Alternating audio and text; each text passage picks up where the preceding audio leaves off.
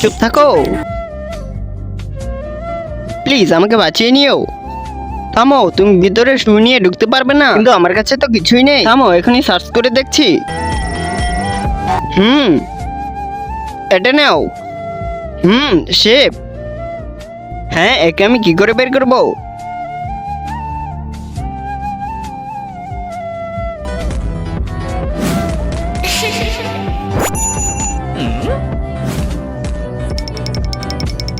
এখন আমি কি করব? হ্যাঁ বিজিবি, আমাকে সাহায্য করো। হ্যাঁ ওকে ম্যাম, এটা জলদি করো। এই যে নেন ম্যাম। হ্যাঁ এই যে বের হয়ে গেল, আর আমাদের সে বের হয়ে গেল।